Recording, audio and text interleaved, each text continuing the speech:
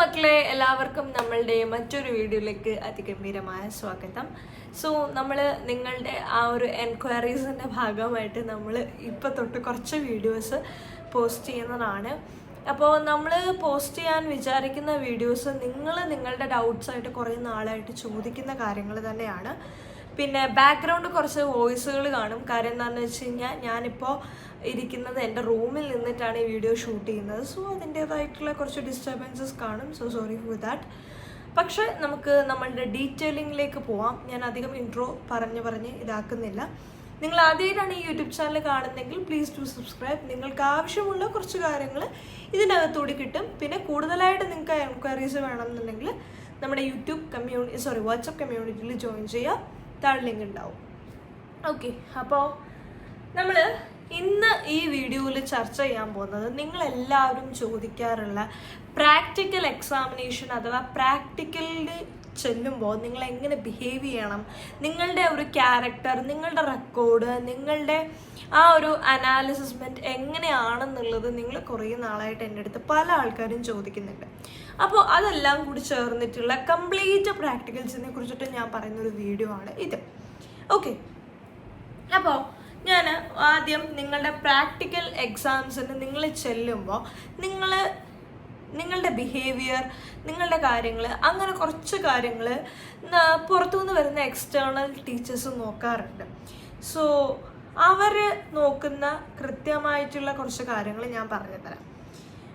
From my experience also ഞാനത് പറഞ്ഞു തരാം. ഓക്കെ, അപ്പോൾ അതിൽ ഇപ്പോൾ നിങ്ങൾ ഒരു പ്രാക്ടിക്കൽ എക്സാമിനേഷൻ അപ്പിയർ ചെയ്യാണ്. നിങ്ങൾ ഇത്രയും നാളും പ്രാക്ടിക്കൽ എന്ന് പറയുന്നത് ഭയങ്കര ഉഴപ്പി അടിച്ച് നടന്നു എന്നുള്ളൊരു മെൻറ്റാലിറ്റിയിലായിരുന്നു. പക്ഷേ പ്രാക്ടിക്കൽ എക്സാമിനേഷൻ്റെ സമയത്ത് നിങ്ങൾ റെക്കോർഡ് കൃത്യസമയത്ത് വെച്ചിട്ടില്ല, വൈവ നിങ്ങൾ കൃത്യസമയത്ത് അറ്റൻഡ് ചെയ്തിട്ടില്ല, മോഡൽ പ്രാക്ടിക്കൽ കൃത്യമായിട്ട് അറ്റൻഡ് ചെയ്തില്ല, അതുപോലെ നിങ്ങൾ റെക്കോർഡ് കൃത്യസമയത്തിന് വെച്ചിട്ടില്ല, വരയ്ക്കാനുള്ള പടങ്ങൾ വരച്ച് തീർത്തിട്ടില്ല, അതേപോലെ റഫ് റെക്കോർഡ് എഴുതിയിട്ടില്ല, അതേപോലെ നിങ്ങളുടെ റെക്കോർഡ് ചിലർ വാങ്ങിയിട്ടില്ല. ഇങ്ങനെയുള്ള കുറേ കാര്യങ്ങൾ നമ്മളുടെ ഈ ഒരു പ്രാക്ടിക്കൽ റെക്കോർഡിൽ, അതായത് പ്രാക്ടിക്കൽസ് നിങ്ങൾ മെയിൻ എക്സാമായിട്ട് നിങ്ങളുടെ വരുമ്പോൾ അതിൽ കുറച്ച് പ്രശ്നങ്ങൾ ഉണ്ടാക്കാറുണ്ട് ഈ പറയുന്ന കുറേ കാര്യങ്ങൾ. അപ്പം നിങ്ങൾ എന്താ ചെയ്യേണ്ടതെന്ന് ചോദിച്ചു കഴിഞ്ഞാൽ, നമുക്കറിയാം നമ്മുടെ ടീച്ചേഴ്സ് ആണെങ്കിൽ പോലും നമ്മുടെ സ്കൂളിൽ ഒരു പ്രാക്ടിക്കൽ എക്സാമിനേഷൻ അല്ലെങ്കിൽ ഒരു പ്രാക്ടിക്കൽ നടത്തുമ്പോൾ നമ്മൾ ചെയ്യുന്ന ഓരോ ദിവസവും നമ്മൾ പ്രാക്ടിക്കൽ ചെയ്യുന്ന കാര്യങ്ങൾ, ഇപ്പോൾ കെമിസ്ട്രി ആണെങ്കിൽ നിങ്ങൾക്കറിയാം, കെമിസ്ട്രി അതാത് ദിവസം പ്രാക്ടിക്കൽ നടത്തുന്നത് നമുക്ക് അപ്പോൾ പഠിച്ചു പോയേ പറ്റത്തുള്ളൂ. ഇല്ലാന്നുണ്ടെങ്കിൽ നമുക്കത് പിന്നീട് കിട്ടത്തില്ല. കാര്യം സോൾട്ടിന് വാല്യൂ ഉണ്ട്, നല്ല രീതിയിൽ വിലയുണ്ട്. ആ സോൾട്ട് നമുക്ക് എപ്പോഴും തരണമെന്നില്ല ചെയ്യാനായിട്ട്. അതേപോലെ ചില സ്കൂളുകളിൽ 2-3 തവണ ചിലപ്പോൾ അത് ചെയ്യിപ്പിക്കും, ചില സ്കൂളുകളിൽ ചെയ്യിക്കില്ല. അങ്ങനെ കുറേയധികം പ്രശ്നങ്ങൾ ഫേസ് ചെയ്യുന്നുണ്ട്. അപ്പം നിങ്ങൾ എന്താ ചെയ്യേണ്ടതെന്ന് വെച്ച് കഴിഞ്ഞാൽ, നിങ്ങളുടെ ആ ഒരു റഫ് റെക്കോർഡും അതേപോലെ തന്നെ നിങ്ങളുടെ ഒറിജിനൽ റെക്കോർഡ്, ഫെയർ റെക്കോർഡ്, നിങ്ങൾ എക്സ്റ്റേണൽ എക്സാമിന് വരുന്ന സമയത്ത് ആ വെക്കുന്ന റെക്കോർഡും തമ്മിൽ നിങ്ങൾക്കൊരു കണക്ഷൻ വേണം. സോ അതുകൊണ്ടാണ് ഈ പറയുന്നത്, നിങ്ങൾ എപ്പോഴും റെക്കോർഡ് എഴുതുന്ന ടൈമിൽ നിങ്ങൾ ആ ഒരു എന്താ പറയുക, ഇപ്പോൾ കെമിസ്ട്രിയുടെ റെക്കോർഡാണെങ്കിൽ നിങ്ങൾ ചെയ്യുന്ന അതാത് ദിവസം ചെയ്യുന്ന റെക്കോർഡിൽ നിങ്ങൾ റെക്കോർഡിൽ എഴുതിയില്ലെങ്കിൽ ഒരു ബുക്ക് എടുത്ത് അതിലേക്കെങ്കിലും മാർക്ക് ചെയ്ത് വെക്കുക. പിന്നെ നിങ്ങൾ ചെയ്യുന്ന മെത്തേഡ്സ് അത് ഭയങ്കര ഇമ്പോർട്ടൻ്റ് ആണ്. പിന്നെ അതേപോലെ തന്നെ ഫിസിക്സിൻ്റെ കേസിൽ പറയുകയാണെങ്കിൽ, ഫിസിക്സ് നിങ്ങൾക്കറിയാം, നമ്മൾ കാൽക്കുലേഷൻസ് ബേസ് ചെയ്തിട്ടാണ് നമുക്ക് എല്ലാ സംഭവങ്ങളും വരുന്നത്. സോ ഇതിനകത്തൊരു കാൽക്കുലേഷനിൽ അങ്ങോട്ടോ ഇങ്ങോട്ടോ വലിയൊരു ഡിഫറൻസ് വന്നു കഴിഞ്ഞാൽ നമുക്ക് ആ കണക്ക് മൊത്തവും തെറ്റും. അല്ലെങ്കിൽ നമ്മളുടെ ആ ഒരു എക്സ്പെരിമെൻറ്റ് പിന്നെ ചെയ്തിട്ട് കണക്ക് കണ്ടുപിടിക്കുക, അല്ലെങ്കിൽ അത് സോൾവ് ചെയ്ത് കണ്ടുപിടിക്കുക എന്ന് പറയുന്നത് എളുപ്പമല്ല. സോ നിങ്ങൾ എന്താ ചെയ്യണമെന്ന് വെച്ച് കഴിഞ്ഞാൽ, എപ്പോഴും നിങ്ങൾ ഫിസിക്സിൻ്റെയൊക്കെ കാൽക്കുലേഷനൊക്കെ ചെയ്യുന്ന സമയത്ത് ഒരു എക്സാക്റ്റ് വാല്യൂ കാണും. ഇപ്പോൾ സ്ക്രൂ ഗേജ്, വെർനിയർ കാലിപ്പർ, ഇതൊക്കെ നിങ്ങൾ ചെയ്യുമ്പോൾ നിങ്ങൾക്കൊരു എക്സാക്റ്റ് വാല്യൂ ഇൻ ബിറ്റ്വീൻ എന്ന് പറഞ്ഞിട്ട്, ഇപ്പം 1.1-ഉം 2.1-നും ഇടയ്ക്ക് നിൽക്കുന്ന വാല്യൂസ് ആണെങ്കിൽ അത് ആ ഇടയ്ക്ക് നിൽക്കുന്നതാണ്.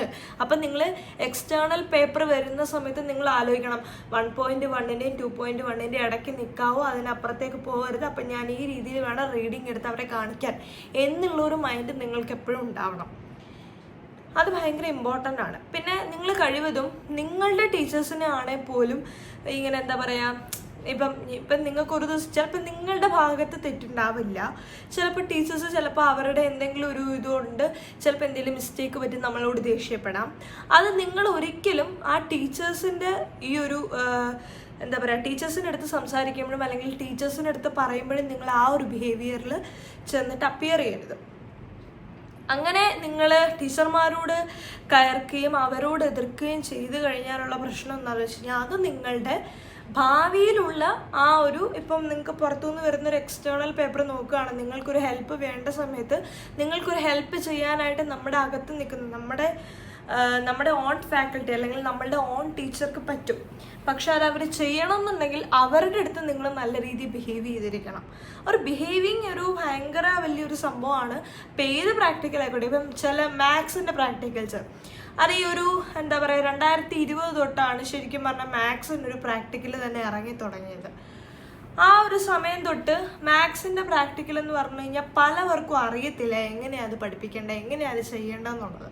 പക്ഷെ ചില സ്കൂളുകളിൽ നന്നായിട്ട് പഠിപ്പിക്കും, ചില സ്കൂളുകളിൽ പഠിപ്പിക്കത്തില്ല, ചില സ്കൂളുകളിൽ ലാസ്റ്റ് മൊമെൻ്റ് ആണ് എല്ലാം കൊടുക്കുന്നത്. ഇത് നമ്മൾ സ്വയമേ നമ്മൾ ഫസ്റ്റ് അക്സെപ്റ്റ് ചെയ്യുക. ഇതെല്ലാ സ്കൂളുകളിലും അല്ലെങ്കിൽ എല്ലാ ജനറേഷനും ഫേസ് ചെയ്യുന്നൊരു വിഷയമാണ്. സോ നമ്മൾ ഇതിനകത്ത് കൂടുതലായിട്ട് തട്ടിക്കയറി ടീച്ചേഴ്സിൻ്റെ അടുത്ത് പറയാൻ പോയി കഴിഞ്ഞാൽ അത് നമ്മളെ എഫക്റ്റ് ചെയ്യുള്ളൂ, വേറെ ആരെയും എഫക്റ്റ് ചെയ്യുന്നില്ല. സോ അങ്ങനെ പറയാതെ നിങ്ങളെ കൊണ്ട് കഴിയുന്ന രീതിയിൽ നിങ്ങൾക്ക് കിട്ടുന്ന മെറ്റീരിയൽസും റിസോഴ്സസും വെച്ചിട്ട് നിങ്ങളത് ചെയ്യാൻ പഠിക്കുക. ഒരു കാര്യം നിങ്ങൾക്ക് കിട്ടുന്നില്ല അല്ലെങ്കിൽ അറിയില്ല എന്നുണ്ടെങ്കിൽ അതിനെന്തെങ്കിലും വഴി കണ്ടുപിടിക്കുക. അതല്ലാണ്ട് നിങ്ങളുടെ സ്കൂളിലെ അല്ലെങ്കിൽ സ്കൂളിലെ ടീച്ചേഴ്സിൻ്റെ അടുത്ത് ദേഷ്യപ്പെട്ടിട്ടോ അവരുടെ അടുത്ത് ഇങ്ങനെ ഭയങ്കരമായിട്ട് എനിക്ക് വലിയ താല്പര്യമില്ല എന്നുള്ള രീതിയിൽ നിന്ന് കഴിഞ്ഞാൽ അത് നിങ്ങളുടെ പുറത്തു നിന്നുള്ള എക്സ്റ്റേണൽ വരുന്ന സമയത്ത് നിങ്ങൾക്ക് എന്തെങ്കിലും ഒരു ചെറിയ മിസ്റ്റേക്ക് വന്നു കഴിഞ്ഞാൽ പോലും അവർ നിങ്ങളെ ചിലപ്പോൾ ഹെൽപ്പ് ചെയ്തെന്നിരിക്കില്ല. സോ ഇത് ഭയങ്കര ഒരു ഇമ്പോർട്ടൻ്റ് ആയിട്ടുള്ള കാര്യമാണ്. പിന്നെ ടീച്ചർമാർ പറയുന്ന സമയത്ത് റെക്കോർഡ്, വൈവയ്ക്കുള്ള സംഭവങ്ങൾ, അതേപോലുള്ള കാര്യങ്ങളെല്ലാം പെട്ടെന്ന് വെക്കണം. ഇതുവരെയും നിങ്ങളത് ചെയ്തിട്ടില്ലെങ്കിൽ ഇനിയെങ്കിലും അത് സ്പീഡപ്പ് ചെയ്യണം. ഓക്കെ, ഇല്ലയെന്നുണ്ടെങ്കിൽ നിങ്ങൾ ജനുവരിയിൽ നിങ്ങളുടെ എന്താ പറയുക മോഡലാണ്, ജനുവരിയിൽ നിങ്ങളുടെ മോഡലായിരിക്കണം. അല്ലെങ്കിൽ മെയിൻ പ്രാക്ടിക്കൽ ആണോ എന്ന് എനിക്കറിയില്ല. ജനുവരിയിൽ ഞാൻ ഓർക്കുന്നില്ല, ലാസ്റ്റ് ടൈം എനിക്ക് ജനുവരിയിൽ മോഡൽ പ്രാക്ടിക്കലും ഫെബ്രുവരിയിൽ മെയിൻ പ്രാക്ടിക്കലും ആയിരുന്നു. എന്നിട്ട് ഞങ്ങൾക്ക് മോഡൽ എക്സാം സ്റ്റാർട്ട് ചെയ്യായിരുന്നു. അതേപോലെ തന്നെ ആയിരിക്കണം നിങ്ങൾക്കും. അങ്ങനെയാണെന്നുണ്ടെങ്കിൽ നിങ്ങൾ ആ സമയം നിങ്ങളുടെ മോഡൽ പ്രാക്ടിക്കലിനെ തന്നെ നിങ്ങൾ മെയിൻ പ്രാക്ടിക്കലായിട്ട് കരുതി ചെയ്യണം. പിന്നെ സോൾട്ട് അനാലിസിസ് പഠിക്കുന്നതിൻ്റെ ട്രിക്ക് കുറേ പേര് ചോദിച്ചിട്ടുണ്ടായിരുന്നു, അത് ഞാൻ അടുത്ത വീഡിയോയിൽ പറഞ്ഞുതരാം. പിന്നെ പറഞ്ഞിരിക്കുന്നത് എന്താ പറയുക, ഫിസിക്സിൻ്റെ പ്രൊസീജിയറും പ്രിൻസിപ്പിളും എല്ലാം പഠിക്കണോ, എല്ലാം എഴുതണോ. ഞാൻ പറഞ്ഞല്ലോ, നിങ്ങളുടെ പേപ്പർ വാല്യുവേറ്റ് ചെയ്യുന്ന ടീച്ചർ നിങ്ങളെല്ലാം അതിൽ എഴുതിയിട്ടുണ്ടോ, നിങ്ങൾ ഓരോ മൈന്യൂട്ട് കാര്യങ്ങളും എഴുതിയിട്ടുണ്ടോ എന്ന് പറഞ്ഞിരിക്കുന്നവരല്ല. അങ്ങനെ ഇരിക്കുന്നത് അപൂർവം ചില ടീച്ചേഴ്സേ ഉള്ളൂ. അങ്ങനെ ഇരിക്കാത്ത ടീച്ചേഴ്സാണ് കൂടുതലും. സോ ഞാനൊക്കെ പഠിച്ചുകൊണ്ടിരുന്ന സമയത്ത് ഞങ്ങളുടെ സാറ് എന്ന് പറഞ്ഞാൽ വാല്യുവേഷൻ നോക്കുന്ന സാറാണ്. അപ്പോൾ ആ സാറ് ഞങ്ങൾക്ക് തന്നിട്ടുള്ള കുറച്ച് മെറ്റീരിയൽസ് ഞാൻ നമ്മുടെ കമ്മ്യൂണിറ്റിയിൽ ഷെയർ ചെയ്തിട്ടുണ്ട്. അതേപോലെ നിങ്ങൾ പഠിച്ചാൽ മതി. അത് തന്നെയാണ് ഞാൻ എൻ്റെ പ്രാക്ടിക്കലിന് എഴുതിയിട്ടുള്ളത്. എനിക്ക് പ്രാക്ടിക്കലിന് ഫുൾ ഉണ്ടായിരുന്നു, എല്ലാ പ്രാക്ടിക്കൽസിനും എനിക്ക് ഫുൾ ഉണ്ടായിരുന്നു.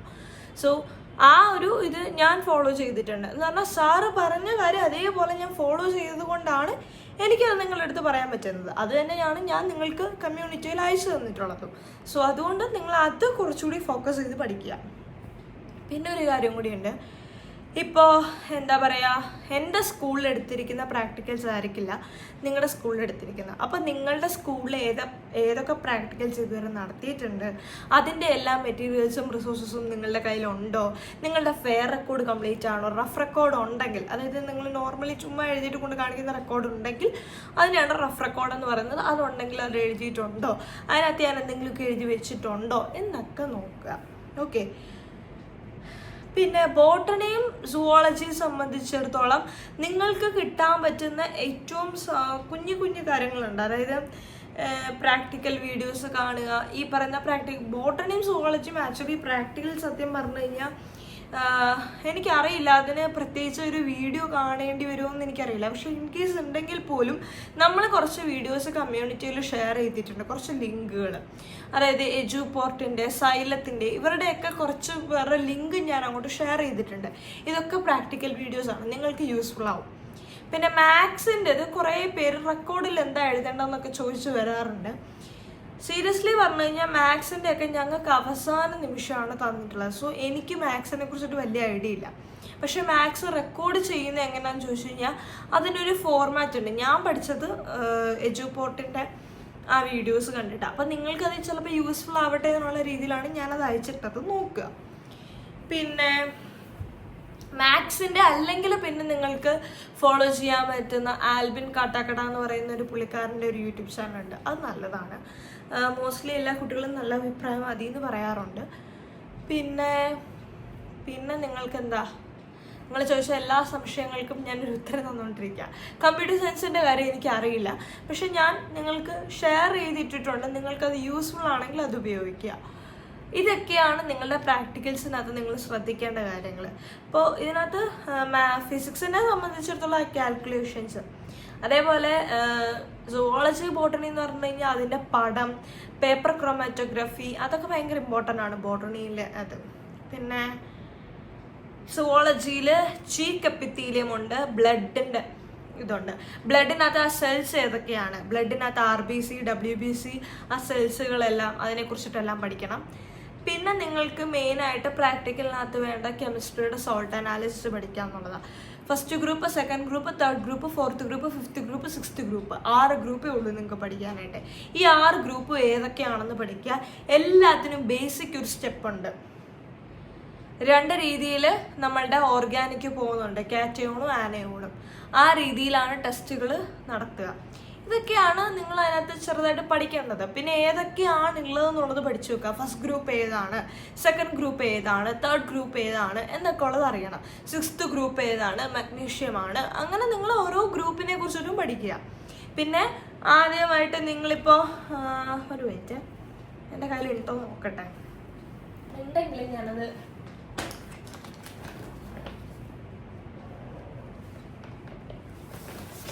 യെസ് ഉണ്ട്. ഒരു മിനിറ്റ് കേട്ടോ.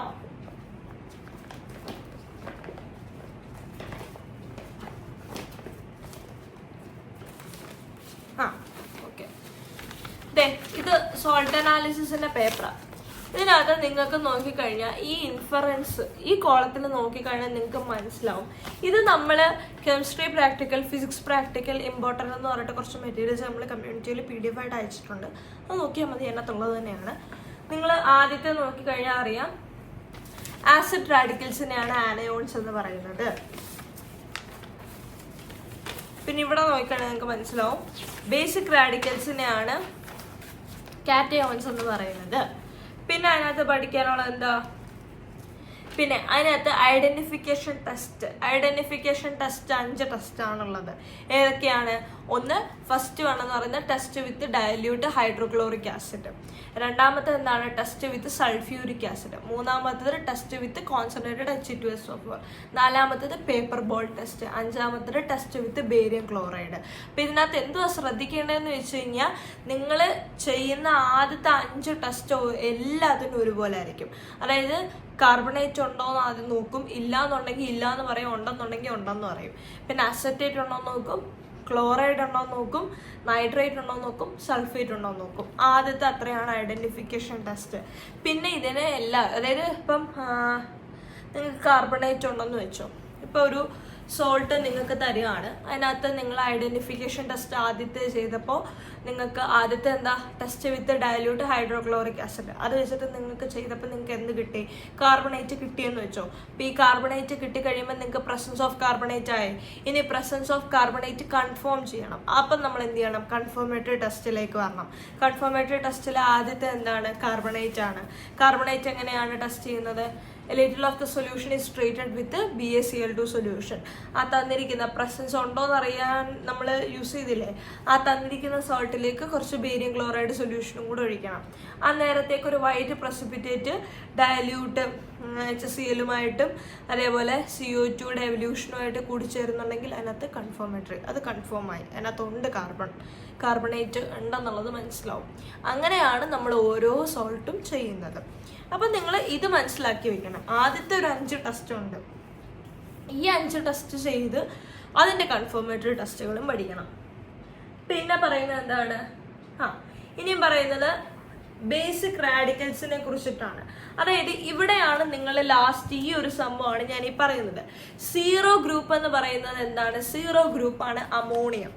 Zero group ammonium. First group lead, second group copper, third group aluminium, fourth group zinc, fifth group barium, Ba2+ഉം Ca2+ഉം, Ca2+ കാൽഷ്യം, Ba2+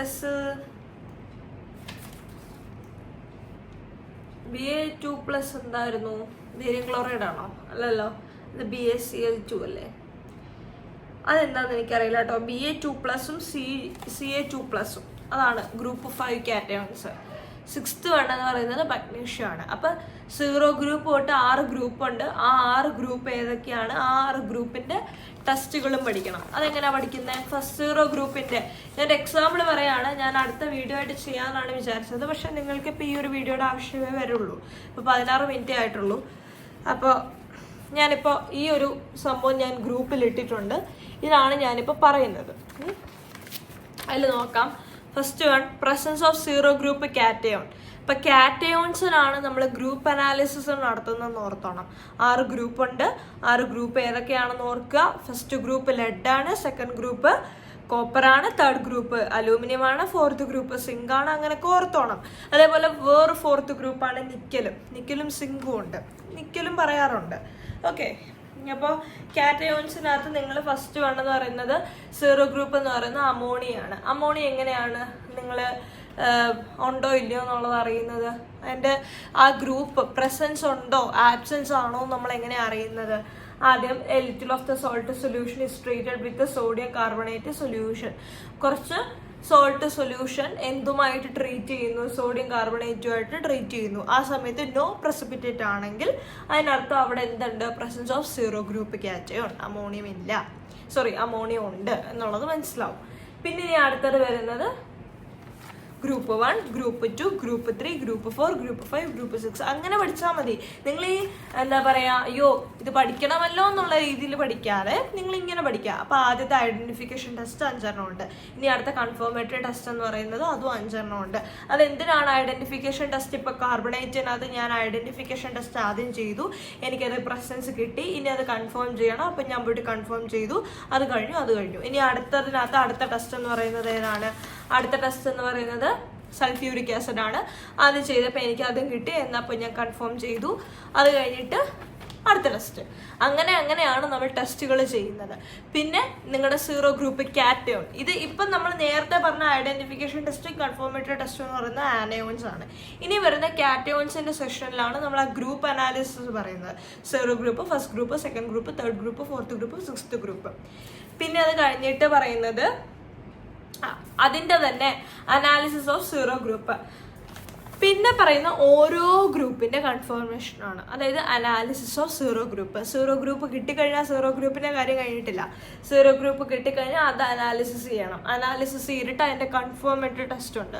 അതാണ് നിങ്ങൾക്ക് ഈ തന്നിരിക്കുന്നത്. അത് നിങ്ങൾ പഠിക്കണം. മനസ്സിലായോ? അതേപോലെ അതിനകത്ത് ഓരോന്നിനകത്ത് യൂസ് ചെയ്യുന്ന റിയേജന്റ് ഏതൊക്കെ ടെസ്റ്റാണ് എന്നൊക്കെ ഉള്ളതും പഠിക്കണം. അത്രയും കാര്യങ്ങൾ നിങ്ങൾ പഠിച്ചാൽ മതി. ഇനി ഇതിനെ പറ്റിയിട്ടൊരു വീഡിയോ വേണമെന്നുണ്ടെങ്കിൽ എൻ്റെ അടുത്ത് പറയാം. ഞാനത് സിമ്പിളായിട്ടുള്ള രീതിയിൽ നിങ്ങൾക്ക് പറഞ്ഞുതരാം. അപ്പം ഇത്രയൊക്കെയാണ് നമ്മളുടെ ഇംപ്രൂവ്മെൻറ്റ് കാര്യങ്ങൾ, പ്രാക്ടിക്കലിൻ്റെ കാര്യങ്ങൾ. അപ്പോൾ ഇനി എന്തെങ്കിലും ഡൗട്ട്സ് ഉണ്ടെങ്കിൽ നിങ്ങൾ ഒന്നെങ്കിൽ ഈ വീഡിയോയുടെ കമൻറ്റ് ത്രൂ അറിയിക്കുക, അല്ലാന്നുണ്ടെങ്കിൽ നിങ്ങൾ കമ്മ്യൂണിറ്റിയുടെ നമ്പർ, എൻ്റെ നമ്പർ അതിനകത്തുണ്ട്, അതിൽ മെസ്സേജ് അയക്കുക. ഓക്കെ, അപ്പോൾ ഓക്കെ, ബൈ.